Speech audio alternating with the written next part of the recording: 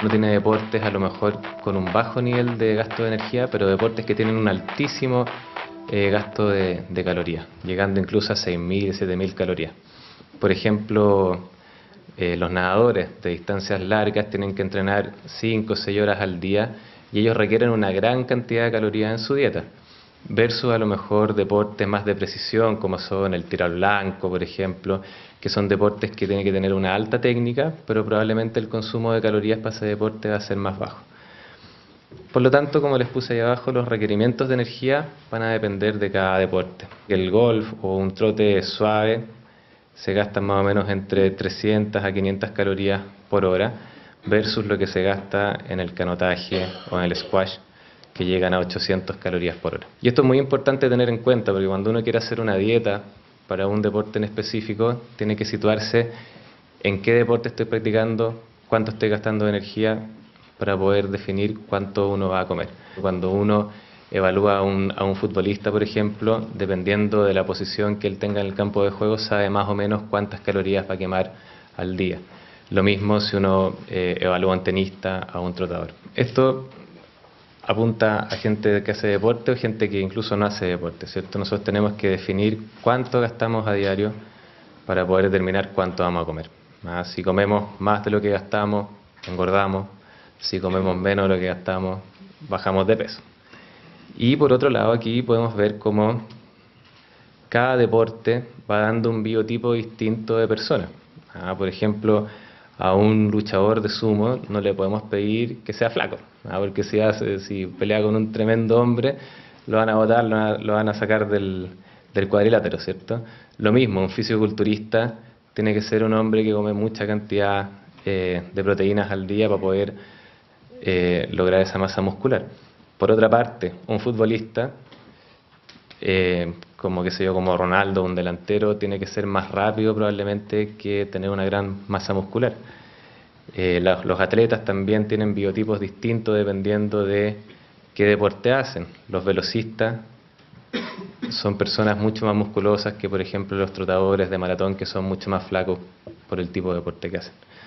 Y uno tiene que tener eso en cuenta en el momento de hacer la dieta requerida para el deporte que va a practicar. Las fuentes de energía son básicamente 3. Los hidratos de carbono, que son las masas, el pan, los cereales, las papas, el azúcar, la miel. Todo eso son hidratos de carbono. Después, los que tienen una muy mala como fama, que son los lípidos, ¿cierto? La grasa en general. Ahí están todos los tipos de aceite, etcétera, la mantequilla, algunos lácteos y las proteínas.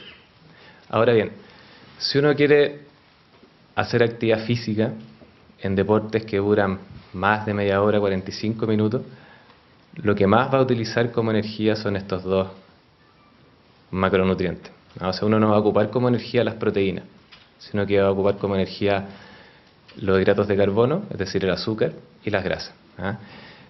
Por otra parte, las proteínas, si bien es cierto, no juegan un rol importante en dar la energía para hacer el deporte, sí nos va a ayudar para aumentar la masa muscular, para reparar el tejido que se daña cuando uno hace actividad física, etc. Entonces, es importante, pero en un porcentaje menor en la dieta cuando uno quiere hacer deporte.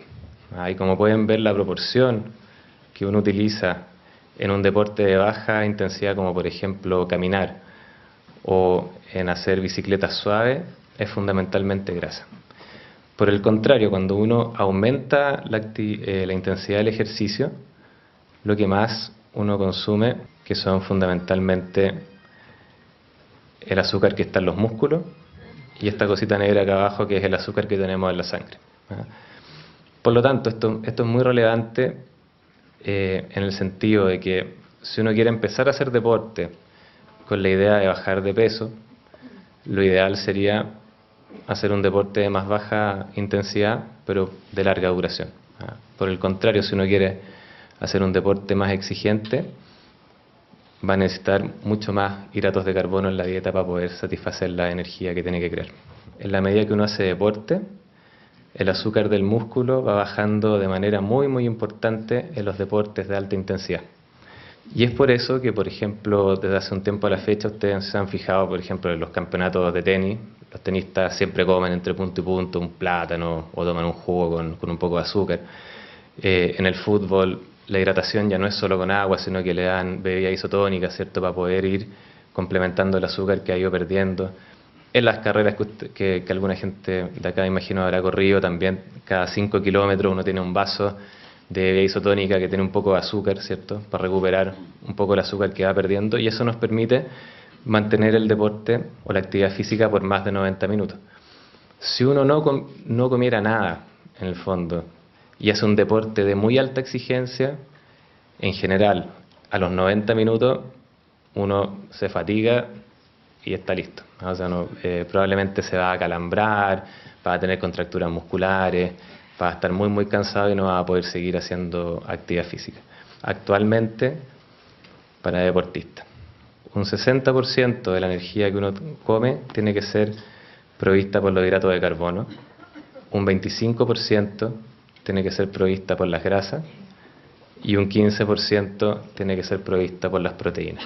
Estas grasas que salen aquí tienen que ser obviamente grasas de las buenas, que se llaman poliinsaturadas, ¿cierto?, que es la palta, el pescado, los frutos secos, el aceite de oliva, y un porcentaje más bajo de grasas ya de componente animal, que serían, por ejemplo, las carnes o la crema que trae la leche, etc. Por ejemplo, un futbolista promedio, debiese comer alrededor de 3.500 calorías al día. Si uno va a hacer actividad física de alto rendimiento, tiene que comer y tiene que comer mucho. Obviamente no todo en sándwich, pero en tallarines, en carne, en cereales, en lácteos. Si uno no alcanza a comer todo, a lo mejor tiene que echar mano a los suplementos. Si uno tiene una dieta adecuada, equilibrada, de acuerdo a lo que uno gasta por el deporte que hace, no debiese consumir ningún tipo de suplemento. Una persona sedentaria debiese comer entre 0,8 a 1 gramo de proteínas al día. Por el contrario, en deportistas ya de más alta exigencia, que tengan un entrenamiento muy intenso o moderado, ahí aumentan sus requerimientos y pueden llegar desde 1,2 gramos de proteína a 2 gramos de proteína, que es el doble de lo que una persona sedentaria requiere. Pero haciendo harto deporte, lo más probable es que los niños adolescentes van a comer muchísimo. Eso es natural. Las dietas con alta proteína se asocian a altos niveles de grasa, porque como las proteínas vienen en la carne, habitualmente uno come proteínas y come grasa. Y además, habitualmente se asocian a bajo contenido de hidratos de carbono. Por lo tanto, se produce un desbalance en la dieta que uno espera para un deportista. La creatina efectivamente es otro, yo diría que es el único suplemento que realmente se ha visto que es efectivo. Y es un muy buen elemento siempre y cuando se tome de manera adecuada por un tiempo adecuado. Ahora, obviamente hay deportes y deportes. Alguien que va a correr una maratón no necesita tomar creatina, no le va a cambiar su rendimiento. La creatina se utiliza más que nada en deportes mixtos, qué sé yo, fútbol, básquetbol, en deportes de velocidad, en 100 metros planos, 200, 400 metros planos. Pero en deportes de larga duración, la verdad es que no te va a hacer un cambio en tu rendimiento físico.